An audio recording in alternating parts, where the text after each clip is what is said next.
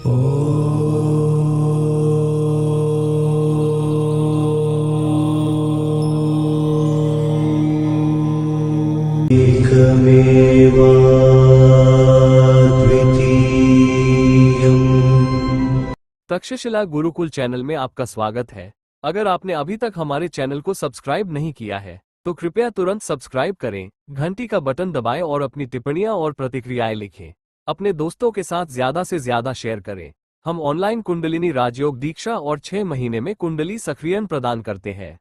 हिंदू धर्म के 9 महत्वपूर्ण सिद्धांत। हिंदू धर्म के सिद्धांत मुख्य रूप से 3 कहे जा सकते हैं।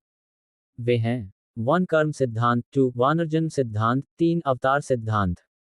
ये 3 सिद्धांत हमारे पूर्वजों द्वारा हमारे चारों ओर की दुनिया, इसमें निहित विविध सुंदरता और उनके पीछे जन्म, विकास और विनाश के नियमों का कारण खोजने की कोशिश के परिणामस्वरूप उत्पन्न हुए हैं। कर्म सिद्धांत दुनिया के अरबों मनुष्यों के बीच शारीरिक, मनोवैज्ञानिक और सामाजिक विविधता, सुख और दुख में अंतर वास्तव में उल्लेखनीय है। यदि दुनिया के निर्माता भगवान इस तरह के अंतरों का कारण है, तो वह दयालु और पारलौकिक नहीं हो सकते। यदि भगवान ने सभी को एक जैसा नहीं बनाया, बल्कि उन्हें इतनी विविधता के साथ बनाया, कुछ के लिए खुशी और दूसरों के लिए दुख, कई सुंदर और अन्य कुरूप, तो यह उनके सार्वभौमिक रूप से स्वीकृत गुणों के अनुरूप नहीं है। इसके अलावा फिर भगवान परिपूर्ण और दिव्य गुणों से संपन्न नहीं हो सकते।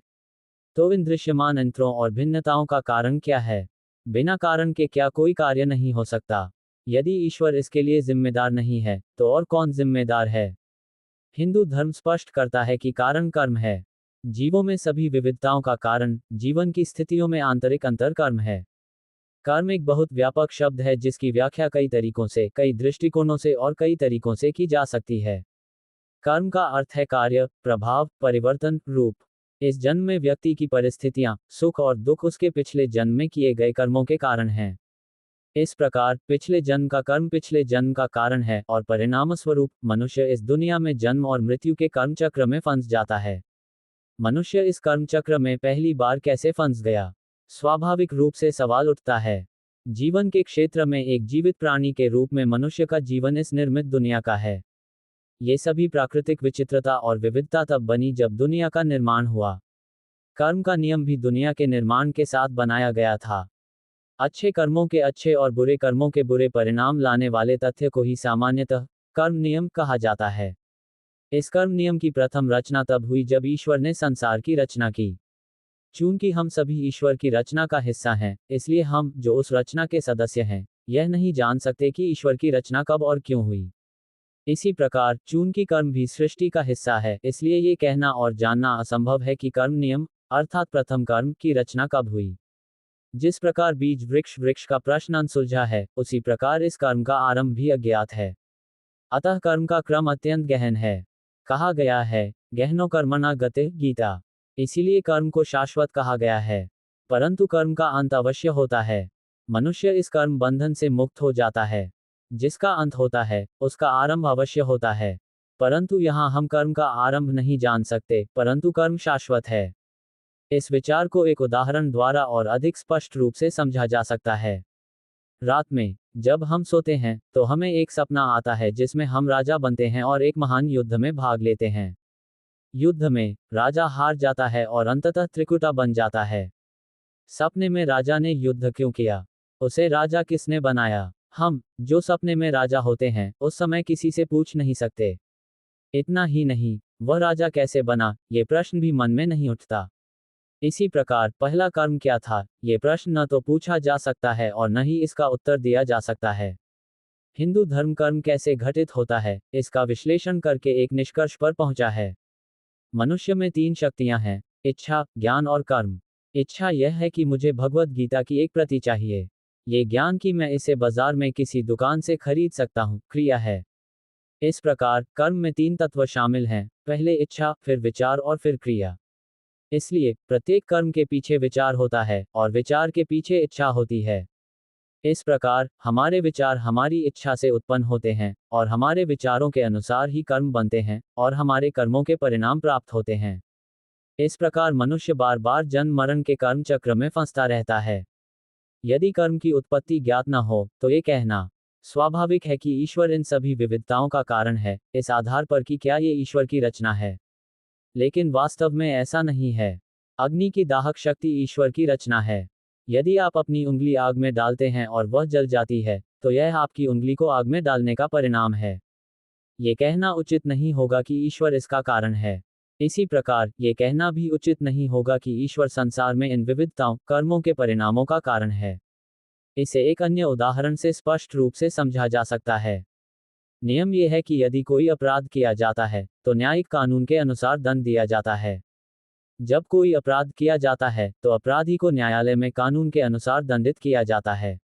जिस प्रकार यह कहना अनुचित है कि न्यायाधीश अपराधी के अपराध का कारण है और अपराधी का दंड न्यायाधीश का दोष है, उसी प्रकार कर्म के मामले में ईश्वर को दोषी और उत्तरदायी ठहराना अनुचित है। जिस प्रकार अग्नि और दहन शक्ति के बीच, सृष्टि और अग्नि के बीच संबंध है, उसी प्रकार कर्म के नियम और ईश्वर के बीच भी संबंध है। अतः कर्म का नियम सृष्टि से बाहर नहीं है। तो इस विशेष कर्म के नियम में ईश्वर का क्या स्थान है? हिंदू धर्म में कहा गया है कि वह घर का मुखिया है। घर का मुखिया ये सुनिश्चित करता है कि घर के कार्य व्यवस्थित रूप से चलें, लेकिन न तो उसका, न ही ईश्वर, न ही जीवों, न ही कर्म या उसके फलों का कोई नियंत्रण है। यदि पूर्व कर्म वर्तमान स्थिति की ओर ले जाते हैं, तो वर्तमान स्थिति, जो उसका परिणाम है, भविष्य की ओर ले जाती है। इस प्रकार, यदि कोई व्यक्ति कर्म के वश में है, तो भी उसके पास कर्म के बंधन, कर्म की स्थिति और उसके फलों से बचने की स्वतंत्रता से मुक्त होने की क्षमता है। कर्म के वश में होने और उसके बंधन से मुक्त होने को इस उदाहरण के माध्यम से विस्तार से समझा जा सकता है।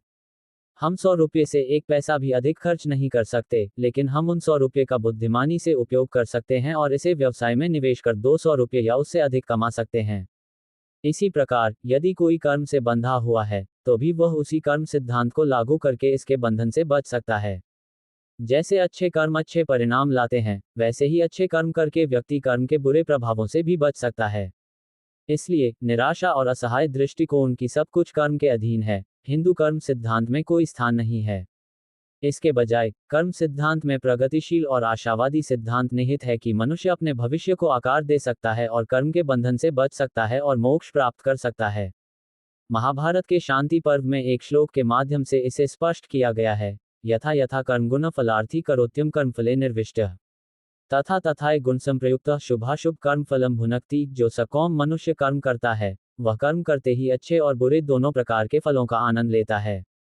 बृहदारण्यक उपनिषद 4.4.5 में एक मंत्र के माध्यम से इसका विस्तार से वर्णन किया गया है। यथाकारी यथाकारी तथा भवति, साधुकारी साधुर्भवति, पापाकारी पापो भवति, पुण्य पुण्य कर्मणा भवति, पाप पापेन अथो ख्यालहु काम में एवं पुरुष इति स यथा कामो भवति तम्मा तुर्भवति, यथा तुर्भवति तत्कर्म कुरुते यथा कर्म कुरुते तद्विसंपद्यते। वह जैसा आचरण करेगा या जैसा आचरण करेगा, वैसा ही बन जाएगा।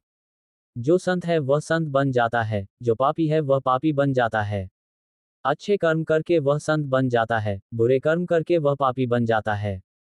हालांकि, कुछ लोग अभी भी कहते हैं, यह आदमी कामी है, इसकी जैसी भी काम वासना होगी, इसे करने की वैसी ही इच्छा होगी, ये जो भी करेगा, इसे वैसा ही मिलेगा। कर्म जीव के बंधन का कारण है, लेकिन उसी कर्म से जीव बंधन से मुक्त भी हो सकता है। कर्म करने से क्या संभव है, इसके बारे में देवी भागवतम में इस प्रकार बताया गया है। कर्मणेन्द्र भवेजीवो ब्रह्मपुत्र, स्वकर्मणा हरे दासो जन्मदिर्हितो भवेत्, स्वकर्मणा सर्वसिद्धिमामृतत्वं लभेत् ध्रुवं, लभेत् स्वकर्मणा विशाना सालोक्यदिचितुष्टिं, सुरत्वं च मनुत्वं च राजेन्द्रत्वं लभेन्नरः, कर्मणा च शिवत्वं च गणेशत्वं तथैव च। देवी भागवतम अध्याय 9। जीव अपने कर्म से इंद्र बन सकता है। वह अपने कर्म से हरि का दास बन सकता है। वह जन्म और मृत्यु के चक्र से मुक्त हो सकता है। वह अपने कर्म से सभी प्रकार की सिद्धि और अमरता प्राप्त कर सकता है। इस तरह, सालोक्यदि मुक्ति प्राप्त करना संभव है।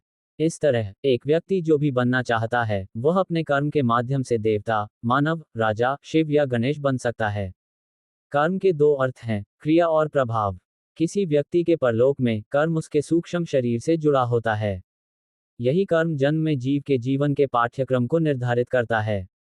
इसलिए, यदि कर्म परलोक में जीव के जीवन का कारण है, तो जीव जो कर्म करता है, वह न केवल उसके जीवन के दौरान प्रभाव पैदा करता है, बल्कि अगले जीवन में भी प्रभाव डालता है। कर्म को मूल रूप से 3 श्रेणियों में विभाजित किया गया है, संचित, प्रारब्ध और आगामी क्रियमान। पिछले कई जन्मों में किए गए सभी कर्मों के संचय को संचित कर्म कहा जाता है। किसी व्यक्ति का व्यवहार, योग्यताएं, प्रवृत्तियां, झुकाव ये कुछ संचित कर्मों के परिणाम हैं। किसी व्यक्ति के गुण, पुण्य और इच्छाएं इस संचित कर्म के परिणाम स्वरूप आती हैं। अनेकम जन्म संजातम प्रकृत संचिस्मतम देवी भागवतम अध्याय 6। जो कुछ भी कई जन्मों में पैदा होता है और पुनर्जन्म लेता है वह संचित कर्म है। प्रारब्ध कर्म, जो कर्म फल देना शुरू कर देता है वह प्रारब्ध कर्म है। अर्थात संचित कर्म का जो भी पहलू वर्तमान शरीर और शरीर के लिए जिम्मेदार है उसे प्रारब्ध कर्म कहते हैं। शरीर की स्थिति और रूप प्रारब्ध कर्म के परिणाम हैं।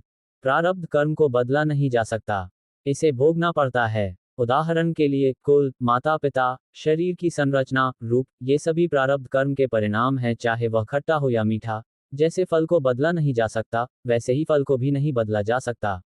लेकिन मोक्ष की स्थिति में आत्मा की मुक्ति प्रारब्ध कर्म से प्रभावित नहीं होती है।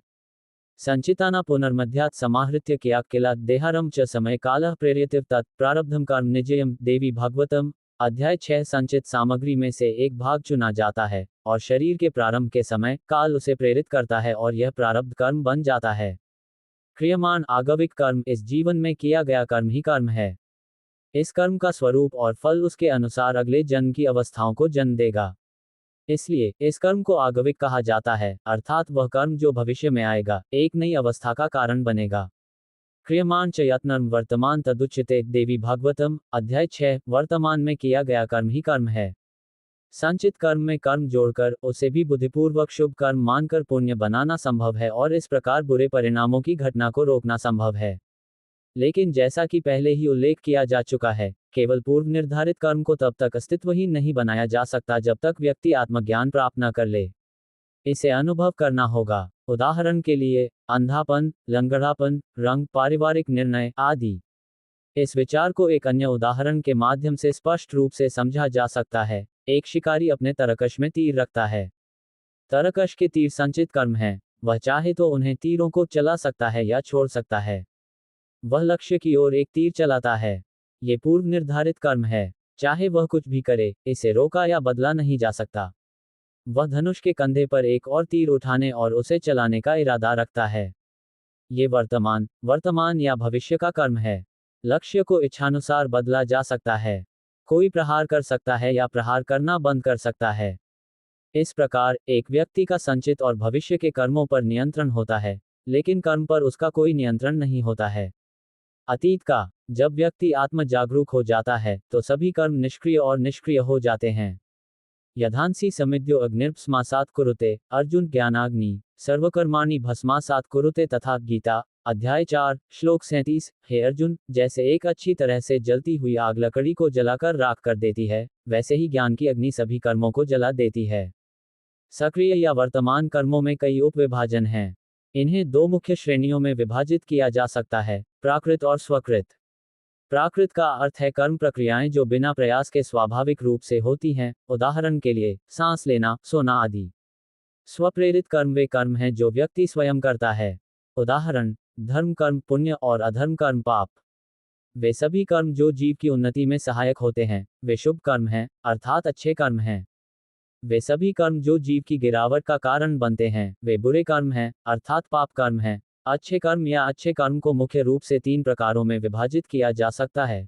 1 सांसारिक, 2 वैदिक, 3 पारलौकिक। 1 सांसारिक कर्म वे कार्य जो नैतिकता, ज्ञान, मैत्री और मित्रता प्राप्त करने के लिए आवश्यक हैं। जीव के कर्म और यज्ञ, दान और तप के लक्ष्य की प्राप्ति से संबंधित कर्म जो इस संसार के सौभाग्य और दुष्टों के विनाश के लिए किए जाते हैं। साधना कर्मों के 3 आंतरिक भेद हैं, नित्य कर्म, काम्य कर्म और निषिद्ध कर्म। 3 परमार्थिक कर्म, निस्वार्थ मन से, पारलौकिक दृष्टि से और जगत के कल्याण के लिए किए गए सेवा कर्म परमार्थिक कर्म हैं। परमार्थिक कर्म केवल वही कर सकता है जो स्थिर और पारलौकिक हो। इसलिए परमार्थिक कर्म करने वाले के दृष्टिकोण से वह कर्म करते समय कर्ता नहीं होता। हालांकि उन प्राणियों के सांसारिक दृष्टिकोण से जिन्होंने उस स्तर को प्राप्त नहीं किया है, परमार्थिक कर्म को कर्म के रूप में देखा जाता है। परमार्थिक कर्म का अर्थ है निस्वार्थ कर्म। सांसारिक कर्म के माध्यम से एक जीव दुनिया में एक अच्छा सामाजिक प्राणी बनने, दुनिया का नागरिक बनने और सांसारिक लोगों से योग्यता प्राप्त करने में सक्षम होता है। परिप्रेक्ष्य, वैदिक अनुष्ठानों से जीव शुद्ध होता है। यज्ञ, दान और तप जैसे साधनात्मक कर्म जीव को त्रिदेवों के समक्ष शुद्ध और सुखी बनाने में सहायक होते हैं। जो जीव परलोक कर्मों से आत्मज्ञान प्राप्त नहीं करते, वे एक महान आदर्श के प्राप्तकर्ता बन जाते हैं। इससे उन्हें अपने जीवन के लिए प्रकाश और मार्गदर्शन मिलता है। परलोक कर्मों से ही जगत का कल्याण होता है। आइए अब यज्ञ, दान और तप के बारे में थोड़ा विचार करें। त्याग। त्याग वह कर्म है जो हम दूसरों के कल्याण, सुख और आनंद के लिए करते हैं। इसमें पूजा, सम्मान की घोषणा और अपनी वस्तुओं का त्याग, देवतद्देशना, द्रव्य त्यागो यज्ञ जैसे तत्व शामिल हैं। कुल मिलाकर यज्ञ दूसरों के हित के लिए शुद्ध भावनाओं से किए गए त्याग हैं। गृहस्थ द्वारा किए जाने वाले पंच महायज्ञ इस सिद्धांत को स्पष्ट करते हैं और संसार में त्याग के महत्व का प्रतिपादन करते हैं। त्याग इस संसार की रचना का आधार है। त्याग ही इसके संचालन के लिए आवश्यक शक्ति भी है। ईश्वर ने इसकी रचना की है। पूर्व काल में प्रजापति ने यज्ञों से प्रजा की रचना की और कहा, तुम्हारी समृद्धि हो, ये तुम्हारे लिए सुख का स्रोत हो। जो कुछ हमारे पास है उसे दूसरों को देना, बलिदान करना, अर्पण करना, पूजा की भावना से सृजन करना, ये सभी यज्ञ माने जाते हैं। जीव को यज्ञ करते रहना चाहिए। कई यज्ञ हैं जैसे द्रव्य यज्ञ, ज्ञान यज्ञ, तपो यज्ञ आदि। सांसारिक प्रगति, सामाजिक सुरक्षा और जीवन में सुखद संबंध यज्ञ पर आधारित हैं। अगली दुनिया कहाँ होगी? गीता में भगवान कृष्ण कहते हैं, नायम लोकोस्क्रयज्ञस् कुटोतन्नाह कुरुसत्तमा। गीता अध्याय 9 श्लोक 31। हे कुरुओं के प्रमुख, यदि कोई यज्ञ नहीं करता है तो ये दुनिया मौजूद नहीं रहेगी। अगली दुनिया कहाँ आएगी? बलिदान कर्म के बंधन नहीं बनने चाहिए, बल्कि कर्म से मुक्ति में मदद करनी चाहिए। ऐसा होने के लिए जीव को कर्म के फल का त्याग करने के मन से कर्म करना चाहिए।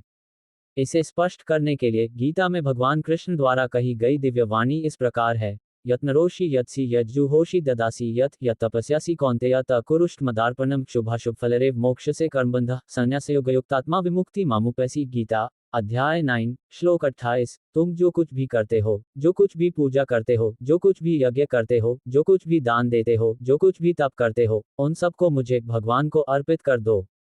इस प्रकार तुम शुभ और सकाम कर्मों के बंधन से मुक्त हो जाओगे और त्याग तथा योग से युक्त मन से मुक्त होकर मुझसे जुड़ोगे। दान, दूसरों के हित के लिए निस्वार्थ मन से जो कुछ है उसे देना और यह मेरा नहीं है, ऐसा कहना दान है। दूसरों के हित के लिए जो कुछ है उसे त्याग के साथ देने से जीव स्वार्थ से ऊपर उठकर दान की भावना की ओर अग्रसर होता है। दान का कार्य जीव को स्वार्थ के कर्म बंधन से मुक्त होने में मदद करता है। इतना ही नहीं, बल्कि दान से समाज को कई तरह से लाभ होता है और इस तरह दाता की आत्मा का भी उद्धार होता है, अर्थात उसे पुण्य की प्राप्ति होती है। लेकिन ये बहुत महत्वपूर्ण है कि दाता के पास पुण्य प्राप्त करने की दृष्टि नहीं होनी चाहिए, बल्कि निस्वार्थ मन होना चाहिए। दान के कई प्रकार हैं। इनमें से 10 मुख्य प्रकार बताए जा सकते हैं। 1 अन्नदान, 2 विद्यादान, 3 धनदान, 4 भूमिदान, 5 कर्मदान, 6 शरणदान, 7 कन्यादान, 8 गौदान, 9 शरणदान, 10 आत्मा बलिदान। इन 10 दानों में से प्रथम 9 प्रकार का जीवन में यथासंभव अभ्यास करके मनुष्य अंततः स्वयं को ईश्वर को अर्पित कर देता है। वह अपना सारा अहंकार त्याग देता है और शरणागत भाव से स्वयं को पुनर्तः परमात्मा को समर्पित कर देता है। इसे आत्मा बलिदान कहते हैं। तप, खान पान में नियमों का पालन, जप द्वारा इंद्रियों पर नियंत्रण, अच्छे और श्रेष्ठ विचारों का चिंतन और उनकी सिद्धि के लिए निरंतर प्रयत्नशील रहना, यही तप है। तप 3 प्रकार का होता है और ये तभी सिद्ध होता है जब इसे 3 तत्वों के साथ किया जाए। तप के 3 प्रकार, 1 शारीरिक, 2 मानसिक, 3 वाचिक। इनकी व्याख्या करते हुए भगवद गीता कहती है, देवद्विज गुरु प्रज्ञा पूजन शौचमाजवम ब्रह्मचर्य महिंसा च शरीर तप उच्यते। देवताओं, ब्राह्मणों, गुरुओं और ज्ञानियों का पूजन, उनकी शुद्धि, उनका सम्मान, ब्रह्मचर्य और अहिंसा, ये शरीर से संबंधित तप कहलाते हैं। अनुद्वेगकार वाक्यम सत्यम प्रिय हित च यत् स्वाध्यायाभ्यास चैव वाह्म्यम तप उच्यते। अविचल, सत्य, प्रिय और हितकर वाणी तथा आत्मज्ञान का अध्ययन, ये वाणी से संबंधित तप कहलाते हैं। मनः प्रसाद सौम्यत्वम मन्मात्म विनिग्रह भव संशुद्धिरिसात्तपो मन समुच्यते। गीता अध्याय 17 श्लोक 14-16। मन की प्रसन्नता, सौम्यता, मौन, मन का संयम, मन की पवित्रता, ये मन से संबंधित तप कहलाते हैं। मनुष्य को इस संसार में सुखपूर्वक रहने और सुचारू जीवन जीने के लिए उसे तपस्वी होना चाहिए। तप करने से कर्मों का बंधन कम होता है और अंततः कर्म नष्ट हो जाते हैं। परमार्थिक कर्म, सांसारिक और वैदिक कर्मों के द्वारा जीव शुद्ध होकर कर्मों के बंधन से मुक्त हो जाता है। जितने दिन वह शरीर में रहता है उतने दिन वह कर्म नहीं करता, वह बिना बैठे रहने वाला कर्म करता रहता है। वह जो भी कर्म करता है वह कर्म है जो वह बिना किसी फल की इच्छा के आत्मिक दृष्टि से संसार संग्रह की भावना से करता है। स्थिर रहकर, गुणों से रहित, गुणों से परे, ये देखने का भी प्रयास किए बिना कि बल से घूमता हुआ चक्र घूम रहा है या नहीं। जैसे चंद्रमा स्वाभाविक रूप से शीतलता प्रदान करता है, जैसे चंदन अपनी सुगंध देता है, वैसे ही जीवन मुक्त परमार्थिक कर्म करता है। न तो उससे और न ही उसके कर्म से संसार किसी भी प्रकार से पीड़ित होता है। परमार्थिक कर्म का अर्थ है इच्छा का और ज्ञान द्वारा निर्देशित होता है। इस प्रकार जो लोग इस जीवन में अच्छे कर्म करते हुए, कर्म के सिद्धांत में निहित कर्म के सार को जानते हुए भव बंधन से मुक्त हो जाते हैं और शाश्वत आनंद प्राप्त करते हैं। पुनर्जन्म का सिद्धांत हिंदू धर्म का एक और महत्वपूर्ण सिद्धांत है। किसी जीव के पुनर्जन्म को पुनर्जन्म कहते हैं। पुनर्जन्म का अर्थ है एक बार मरने के बाद शरीर के रूप में फिर से जन्म लेना। हिंदू धर्म जो सिखाता है कि मृत्यु केवल शरीर की है, मृत्यु केवल भौतिक शरीर की है और अविनाशी आत्मा अमर है, कहता है कि मृत्यु आत्मा का पुराने जीर्ण शीर्ण शरीर को त्याग कर नया शरीर धारण करना है, जैसे कोई पुराने वस्त्र त्याग कर नए वस्त्र धारण करता है। वासांसी जूरी ने यथा विहाय नवानी गृह्णाति नरोप्राणी तथा शरीरानी विहाय जूरी न्यानी समयी नोवानी देही। गीता अध्याय 2 श्लोक 22। जैसे मनुष्य पुराने वस्त्र उतार कर नए वस्त्र धारण करता है, वैसे ही इसी प्रकार शरीरधारी आत्मा भी जीर्ण शीर्ण शरीर को त्याग कर नए शरीर धारण करती है। देही नोस्मिन यथा देहे कौमार यवन जरा तथा देहांतर प्राप्तिर्धिरस्तात्र न मुक्तिति। गीता अध्याय 2 श्लोक 13। जैसे शरीरधारी आत्मा इस शरीर में बचपन, जवानी और बुढ़ापे का अनुभव करती है, वैसे ही वह दूसरे शरीर की प्राप्ति का भी अनुभव करती है। बुद्धिमान पुरुष इस विषय में मोहित नहीं होता। आत्मा कभी नहीं मरती। यदि शरीर भी जन्म लेता है तो वह उसका अपना ही होता है, जैसा कि गीता में कहा गया है, न जायते प्रियते वा कदाचित नायम भूत्वा भविता वा न भूयः अजो नित्यः शाश्वतोय पुराण न हन्यते हन्यमाने शरीरे। गीता अध्याय 2 श्लोक 20। ये आत्मा न कभी जन्मता है, न कभी मरता है। इसका न कभी जन्म हुआ है और न कभी होगा। यह अजन्मा, नित्य और शाश्वत है। यदि शरीर नष्ट हो भी जाए तो भी आत्मा नष्ट नहीं होती। हिंदू धर्म कहता है कि जीव के पुनर्जन्म का कारण जीव के कर्म और इच्छाएं हैं। जहां तक जीवों को बंधन से मुक्ति दिलाने की बात है, हिंदू धर्म ग्रंथों में स्पष्ट व्याख्याएं हैं कि जन्म का कारण मानव इच्छा है और जब इच्छाएं नहीं रहती तब मोक्ष प्राप्त होता है।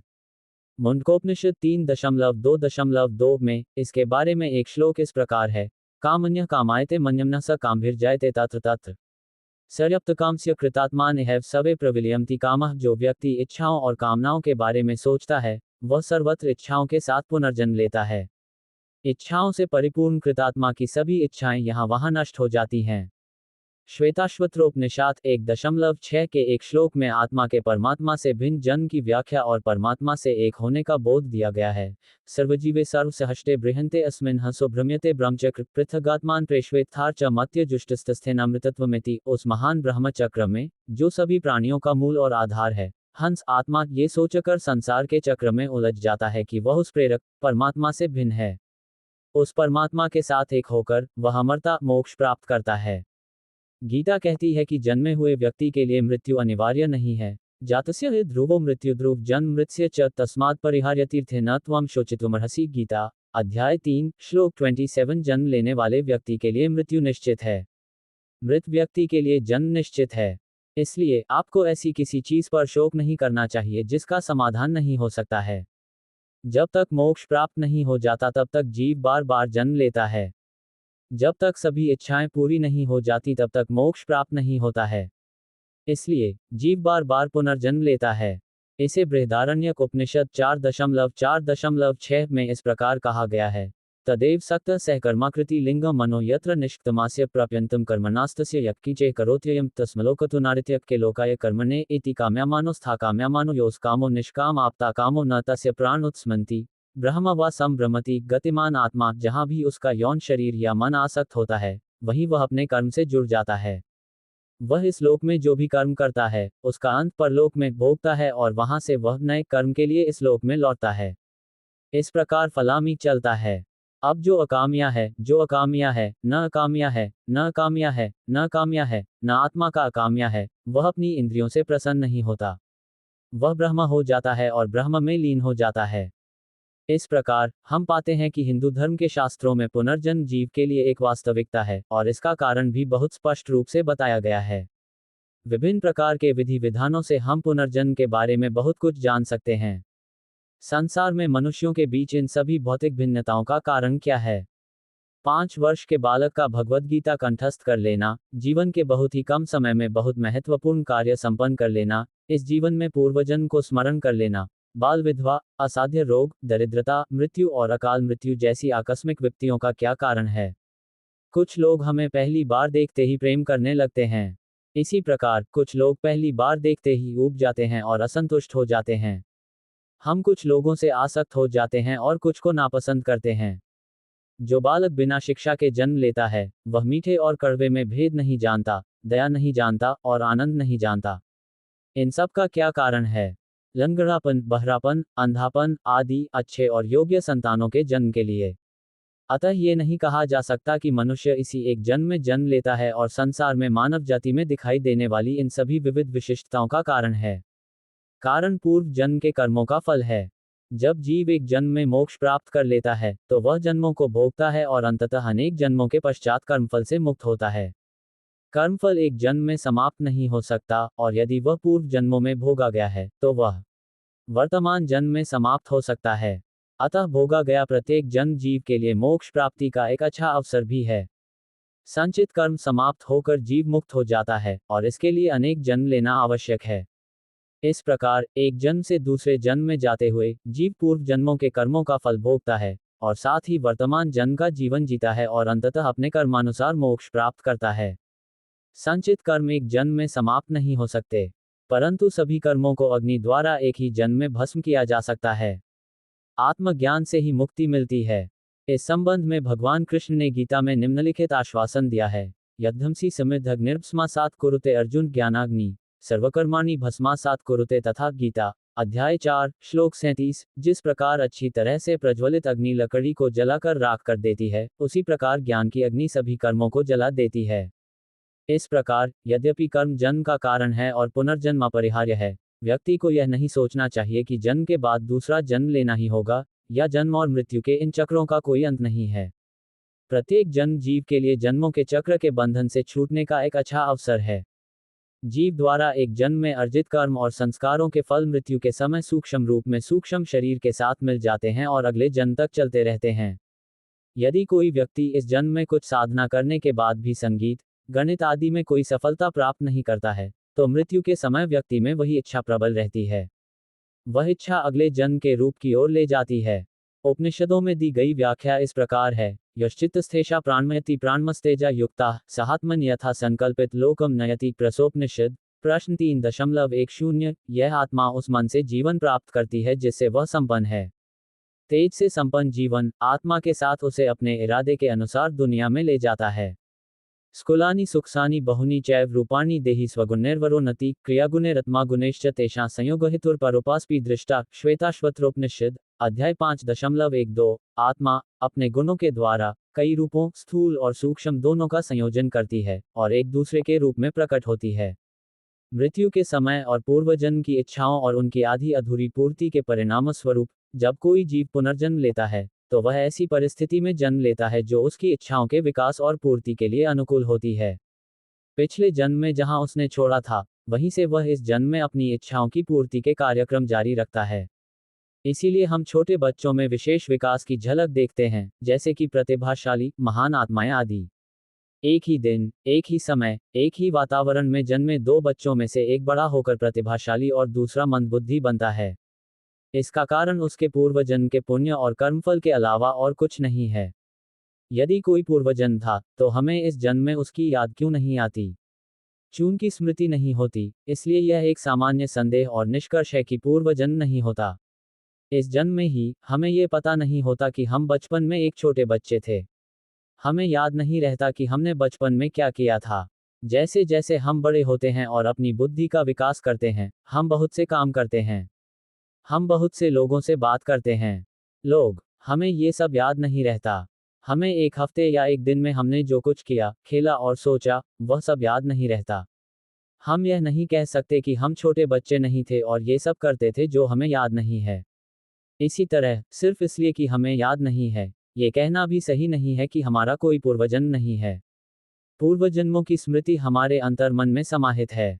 हम इसे आसक्ति निरोध योग के माध्यम से जान सकते हैं, जैसा कि हम पतंजलि के योग सूत्रों से स्पष्ट रूप से जानते हैं। कुछ मामलों में योगाभ्यास की सहायता के बिना भी कुछ लोगों को अपने पूर्व जन्मों की स्मृतियां इस प्रकार रहती हैं मानो वे उन्हें इस पुनर्जन्म के अस्तित्व का बोध कराने का प्रयास कर रही हों। दुनिया भर में ऐसे कई उदाहरण हैं जहां उस जीवन में रहने वाले लोगों ने अपने पूर्व जन्मों में जो थे उसे बताकर अपनी पहचान बताई है। यदि सभी को अपने पूर्व जन्मों की स्मृति होती तो इससे व्यक्ति के व्यक्तिगत और सामाजिक जीवन के सुख समृद्धि के लिए कई प्रकार की चिंताएं उत्पन्न होती। इसके अलावा संसार में जीवन झगड़ों और संघर्षों की कहानी बन जाता। उदाहरण के लिए वन शत्रु और पिछले जन्म के मित्र इस जन्म में भी बने रहे और उसी शत्रुता के कारण अनेक प्रकार के दुष्परिणाम हुए। दो पिछले जन्म की निराशाएं और दुख इस जन्म में भी बने रहे, जिससे जीव को अनेक प्रकार के कष्ट और कठिनाइयां हुई। 3 चूंकि यह नया जीवन पिछले जन्म के कर्मों के फलस्वरूप प्राप्त होता है, इसलिए पिछले जन्म में धनी व्यक्ति कभी निर्धन हो जाता है और निर्धन व्यक्ति कभी धनी हो जाता है। इस जन्म में निर्धन व्यक्ति अपने पिछले जन्म के धन संपत्ति के घर को पहचानकर उसे अपना बताता है और फिर ऐसा करने के लिए जीवन भर संघर्ष करता है। और जब पिछले जन्म के रिश्तेदार इस जन्म में किसी अन्य रिश्ते में आते हैं या कहीं और जन्म लेते हैं और किसी नए रिश्ते में प्रवेश करते हैं, तो पिछले जन्म की स्मृति दुख, विरोध और आक्रोश का कारण बनती है। इस प्रकार अनेक प्रकार के व्यक्तिगत, सामूहिक और सांस्कृतिक संघर्ष और समस्याएं उत्पन्न होती हैं। इसलिए हर किसी को पुनर्जन्म की स्मृति नहीं होती, इसका होना लाभदायक नहीं है और तदनुसार इसकी कोई आवश्यकता भी नहीं है। पिछले जन्म की स्मृति इस जन्म में ज्ञात नहीं होती। इसी प्रकार ये स्मृति भी नहीं होती कि अगले जन्म में इसका अनुभव होगा। जीवन, इसलिए ये दृष्टिकोण या रवैया रखना उचित नहीं है कि इस जीवन में कुछ भी किया जा सकता है, क्योंकि जैसा कि पहले बताया गया है, पिछले जन्मों की स्मृति हो या न हो, दुख अवश्यंभावी है। और चूंकि उसी आत्मा को नए जन्मों में कर्मों का फल भोगना पड़ता है, इसलिए आत्मा को वर्तमान जन्म में अत्यंत सावधानी से धर्मानुसार जीवन व्यतीत करना चाहिए। इसके अलावा हजारों जन्म बीत चुके होंगे और आत्मा वर्तमान जन्म में आई होगी, लेकिन ये जन्म आत्मा के लिए अंतिम नहीं है। आत्मा इसी जन्म में अपने सत्कर्मों से सत्वगुणी साधना द्वारा मोक्ष प्राप्त कर सकती है। इसलिए आत्मा को प्रत्येक जन्म में भी सत्कर्म करना चाहिए। पुनर्जन्म और विकास, यह विचार कि पुनर्जन्म का सिद्धांत विकासवादी है, सही नहीं है। विकासवादी सिद्धांत शरीर से संबंधित है और शरीर के विकास की बात करता है, लेकिन इसमें आत्मा के उत्थान और आत्मा साक्षात्कार की भावना शामिल नहीं है। ये तर्क कि मनुष्य बंदरों से विकसित हुआ, विकासवाद है, और यह विकासवाद मनुष्यों में बुद्धि, गुणों और अवस्थाओं में अंतर का उचित उत्तर नहीं देता है। ये तथ्य कि संसार में एक ही समय में अलौकिक चेतना वाले लोग, अत्यंत मंदबुद्धि, लंगड़े, अंधे, दुष्ट और भले लोग रहते हैं, विकासवाद इन सब का समुचित उत्तर देने में सक्षम नहीं है। इन सब का उत्तर पुनर्जन्म के सिद्धांत में निहित है, जो विकासवाद से इस मायने में भिन्न है कि यह जीव के सार और पवित्रता की अनुभूति में सहायता करता है। विकासवाद शरीर की पूर्णता पर केंद्रित है और कहता है कि जब कोई व्यक्ति वानर अवस्था से मनुष्य अवस्था में विकसित होता है, तो वह वहां पूर्ण हो जाता है। लेकिन समान रूप, आकृति और पूर्णता वाले मनुष्यों में भी चरित्र और बुद्धि में भिन्नताएं होती हैं। इसका कारण यह है कि अमरता नहीं है। पुनर्जन्म विकासवाद से भी आगे बढ़कर कहता है कि आत्म साक्षात्कार ही जीवन का अंतिम लक्ष्य है, और जब वह प्राप्त होता है, तभी जीवन पूर्ण होता है। पुनर्जन्म और आनुवंशिकता, ये कहा गया है कि संसार में मनुष्यों में दिखाई देने वाली इन सभी भिन्नताओं और विविधताओं का कारण आनुवंशिकता है, और पुनर्जन्म में आनुवंशिकता एक महत्वपूर्ण भूमिका निभाती है।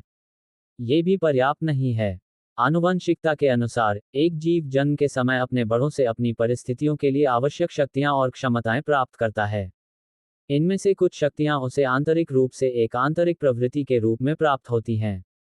आनुवंशिकता के सिद्धांत का तात्पर्य यह है कि इस जन्म की परिस्थितियां इसी आंतरिक प्रवृत्ति के कारण, बड़ों के गुणों के कारण पूरी होती हैं।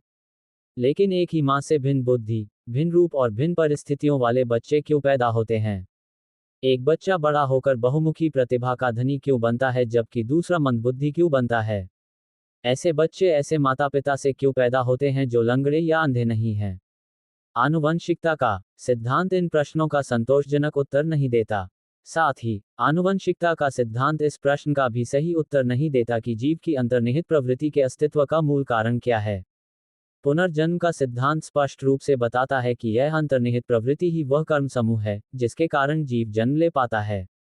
अपने कर्म के अनुसार उसे सभी वातावरण और परिस्थितियां प्राप्त होती हैं। जीव का प्रथम जन्म कब हुआ था? उसने सबसे पहले कर्म कब और क्यों किए?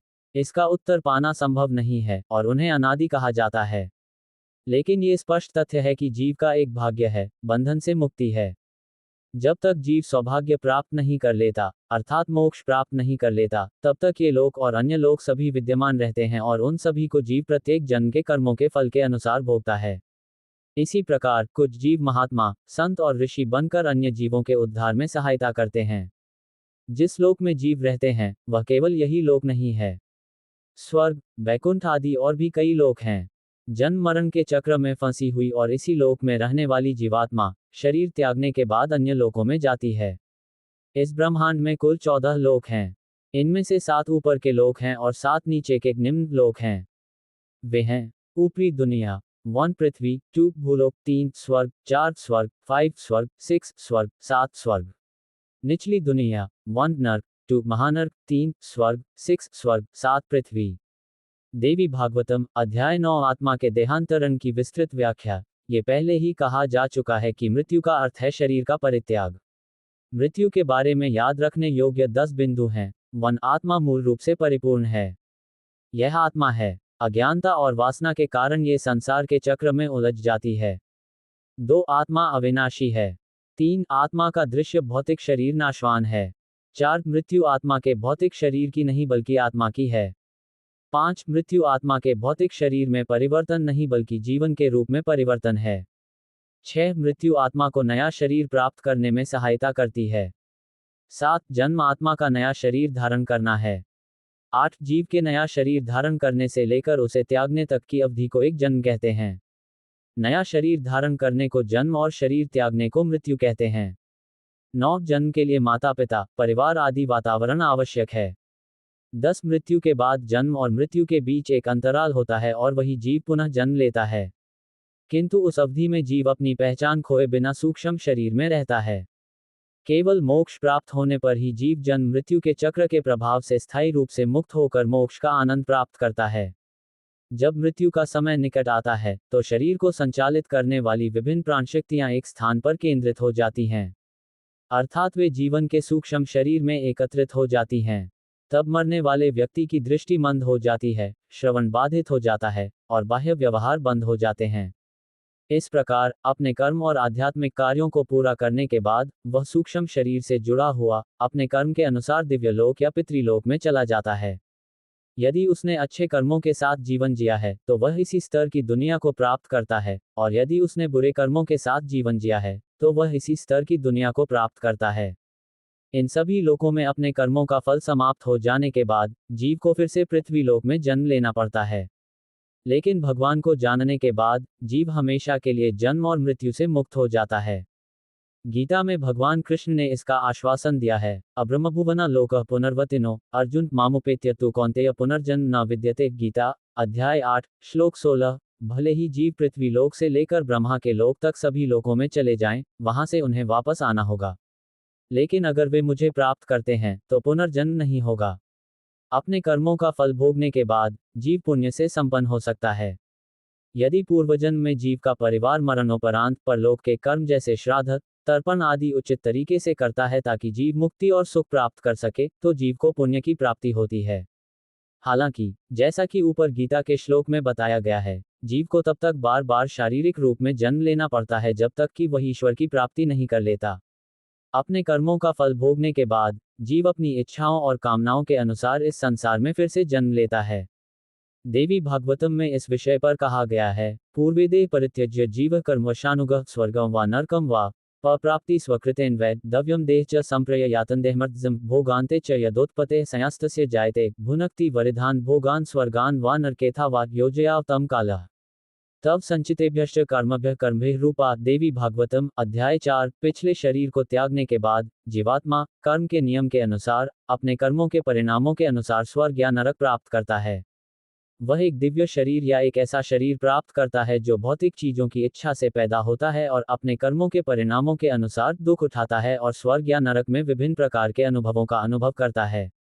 जब उसके कर्मों के परिणामों का अनुभव करने के बाद उसके पुनर्जन्म का समय आता है, तो समय उसे उसके संचित कर्मों के अनुसार कर्म के पेड़ में डाल देता है। वह पृथ्वी पर अपने कर्मों के परिणामों का अनुभव करने के लिए एक शरीर में पुनर्जन्म लेता है। जीवात्मा पिछले जन्म में किए गए कर्मों और उसकी इच्छाओं के अनुसार एक नया जन्म प्राप्त करता है। वह उन परिस्थितियों में पुनर्जन्म लेता है जो इसके लिए अनुकूल हैं। इस विषय पर विस्तृत विवरण छांदोग्य उपनिषद और भगवद गीता में मिलता है। जो इस सुंदर मार्ग का अभ्यास करता है, वह आत्मा पुनः शरीर कैसे बनती है। पुनर्जन्म होने पर आत्मा आकाश, वायु, धुआं, धुंध, बादल और अंत में वर्षा बनकर अंततः पृथ्वी पर पहुंचती है। चाहे वह पृथ्वी पर मानव जाति के भोजन में हो या शरीर में, वह किसी न किसी रूप में मिल जाती है और भ्रूण के रूप में विकसित होकर बालक के रूप में जन्म लेती है। विशिष्ट कर्मफल के अनुसार आत्मा भ्रूण गर्भ में जन्म, शुक्राणु, बीज से जन्म, शुक्राणु, पसीने से जन्म या अंडे से जन्म के रूप में जन्म लेती है और फिर शरीर बन जाती है। पुनर्जन्म के सिद्धांत से आत्मा को मिलने वाले लाभों को संक्षेप में इस प्रकार बताया जा सकता है। वन आत्मा को यह आश्वासन मिलता है कि उसके जन्म के जीवन काल में मुक्ति प्राप्त करना संभव होगा। न तो इस जीवन में किए गए अच्छे कर्मों का फल और न ही मुक्ति के लिए किए गए प्रयास व्यर्थ होते हैं। वर्तमान जन्म में भी व्यक्ति को व्यवस्थित तरीके से जीवन जीने के लिए प्रेरित करता है। 3. जीवन में दुख और विपत्ति की कई स्थितियों में पुनर्जन्म का सिद्धांत आशा और सांत्वना प्रदान करता है। अर्थात जीव इस तथ्य से सांत्वना प्राप्त करता है कि उसके दुख और कष्टों का कारण उसके पिछले जन्म के कर्म का परिणाम है। तब वह अच्छे कर्मों और अच्छे आचरण के माध्यम से अपने वर्तमान जीवन और भविष्य को बेहतर बनाने के लिए उत्साहपूर्वक प्रयास करने में सक्रिय हो जाता है। अवतार। अवतार का अर्थ है अवतार लेना। अवतार का अर्थ है उतरना। इसका अर्थ है अव्यक्त से व्यक्त में या परमात्मा से पृथ्वी पर उतरना। वह कौन है जो उतरता है? भगवान का हिंदू सिद्धांत। भगवान क्यों आते हैं? इसके उत्तर में भगवान कृष्ण गीता में घोषणा करते हैं कि जब भी धर्म में गिरावट होती है, दुष्टों के विनाश और धर्मियों के पालन पोषण के लिए, वे धर्म की स्थापना के लिए, दुनिया के कल्याण के लिए अवतार लेते हैं। यदा यदा हि धर्मस्य ग्लानिर्भवति भरत अभ्युत्थानमधर्मस्य तदात्मान सृजाम्यहम् परित्राणाय साधूनां विनाशाय च दुष्कृतां धर्म संस्थापनार्थाय संभामि युगे युगे। गीता अध्याय 4 श्लोक 7-8। जब जब धर्म की हानि होती है या अधर्म की वृद्धि होती है, तब तब मैं अवतार लेता हूँ। संतों की रक्षा के लिए, दुष्टों के विनाश के लिए और धर्म की स्थापना के लिए मैं प्रत्येक युग में समय और स्थान के अनुसार कृत, त्रेता आदि यांगों के नियमों के बिना अवतार लेता हूँ। भगवान ही अवतार लेते हैं। भगवान के सार से उत्पन्न होने वाले ही संत, महात्मा और महात्मा बनते हैं। भगवान संसार के करोड़ों जीवों को धर्म और सदाचार की प्रेरणा, मार्गदर्शन, रक्षा और मार्गदर्शन प्रदान करने के लिए अवतार लेते हैं। अवतार 4 प्रकार के होते हैं। 1 पूर्णावतार, 2 अंशावतार, 3 आवेशावतार, 4 योगावतार। 1 पूर्णावतार। पूर्णावतार वह है जब भगवान स्वयं किसी शरीर में अवतार लेकर जीवों के उद्धार और धर्म की स्थापना के लिए कार्य करते हैं। 2 अंशावतार। भगवान के तत्व से उत्पन्न भगवान का वह अवतार, जिसमें भगवान किसी शरीर में अवतरित होते हैं और इस तत्व में अवतार की लीला करते हैं। 3 आवेशावतार। किसी विशिष्ट उद्देश्य के लिए अस्थायी अवतार, प्रेरणा मिलते ही आ जाता है और कार्य पूर्ण होने पर मनुष्य रूप में होते हुए भी अवतार रूप से रहित रहता है। 4 योगावतार। योग बल से अवतार लेते हैं और योग का प्रभाव डालकर संसार में जीवों के उद्धार के लिए कार्य करते हैं। योगावतार। समय समय पर अनेक अवतार आते हैं और आते रहे हैं। ऐसा कोई मानवीय नियम नहीं है कि अवतारों की संख्या एक समान हो। चूंकि अवतार लेना ईश्वर का नियम है, इसलिए यह निर्णय का विषय है। हिंदू पौराणिक कथाओं के अनुसार मुख्य रूप से 10 अवतार प्रसिद्ध हैं। लेकिन जैसा कि गीता में बताया गया है, धर्म के उत्थान के लिए समय समय पर अवतार होते रहते हैं और उनकी संख्या 10 है। 10 प्रसिद्ध अवतार हैं। 1 मत्स्यावतार, 2 कूर्मावतार, 3 वराहावतार, 4 नरसिंहावतार, 5 वामनावतार, 6 परशुरामावतार, 7 श्री रामावतार, 8 श्री कृष्णावतार, 9 श्री बुद्धावतार, 10 कवावतार। हिंदू पौराणिक कथाओं के अनुसार इनमें से पहले 9 अवतार बीत चुके हैं और 10वां अवतार, कल्कि, इस कलयुग के अंत में आएगा। अगर हम अवतार के सिद्धांत और उद्देश्यों के आधार पर विश्व में हुए धार्मिक स्थापना कार्यों का विश्लेषण करें, तो हम पाएंगे कि भारत में अधिक अवतार हुए हैं। उदाहरणार्थ, श्री शंकराचार्य, श्री कृष्ण चैतन्य, श्री रामकृष्ण परमहंस आदि। अवतार सिद्धांत का मूल सिद्धांत यह है कि ईश्वर विश्व के करोड़ों लोगों को उचित मार्गदर्शन और प्रेरणा प्रदान करने के लिए एक व्यवस्था बनाते हैं जिससे मुक्ति प्राप्त करना संभव हो सके। संसार में जीवन की परिस्थितियों का संतुलन बनाए रखने के लिए अवतार आवश्यक है। प्रकृति में एक या दूसरे प्रकार की सुरक्षात्मक व्यवस्थाएं होती हैं। इसी प्रकार मानव जीवन के विभिन्न क्षेत्रों की परिस्थितियों के विकास और संरक्षण की आवश्यकता के अनुसार अवतार सिद्धांत लागू होता है। तदनुसार महापुरुष अवतार लेते हैं और जीवों का उद्धार करते हैं। अतः अवतार को संसार और जीवों के विकास के लिए ईश्वर की एक विशेष व्यवस्था कहा जा सकता है। हिंदू धर्म, जो यह उपदेश देता है कि मनुष्य स्वाभाविक रूप से शुद्ध और दिव्य है और पशु स्तर से ईश्वर के स्तर तक उठकर अमर हो सकता है, ने अपने अवतार सिद्धांत के माध्यम से अपनी वास्तविकता को स्पष्ट किया है। अवतार लेने वाले व्यक्ति शुद्ध, पूर्ण, नित्य मुक्त और नित्य तत्पर होते हैं, और वे संसार में प्राप्त करने को कुछ नहीं है। यद्यपि बाह्य दृष्टि से वे मनुष्य के समान जीवन जीते हुए प्रतीत होते हैं, किंतु वह जीवन केवल विश्व शिक्षा के लिए है। अवतार शक्ति ईश्वर की शक्ति है और अवतार लीला पूर्ण होने पर भी, शरीर त्यागने के बाद भी, यह अवतरित व्यक्तिगत शक्ति के भक्तों की प्रार्थनाओं और पूजाओं का उत्तर देती है। ये शरण और आश्रय प्रदान करती है। अवतारी प्राणी व्यक्ति नहीं, बल्कि ईश्वर के मानव रूप की अभिव्यक्ति हैं। ईश्वर के अवतार की पूजा और आराधना करके जीव जीवन के कष्टों से मुक्त हो सकता है और अंततः भव बंधन से मुक्त हो सकता है। इस प्रकार हिंदू धर्म में कर्वा, वानरजन्म और अवतार के ये तीन सिद्धांत जीव के जन्म, विकास और मुक्ति की प्राप्ति के बारे में आश्वासन प्रदान करते हैं, और जीव को असत्य से सत्य की ओर, अंधकार से प्रकाश की ओर और मृत्यु से अमरता की ओर बढ़ने के लिए प्रेरणा और मार्गदर्शन प्रदान करते हैं।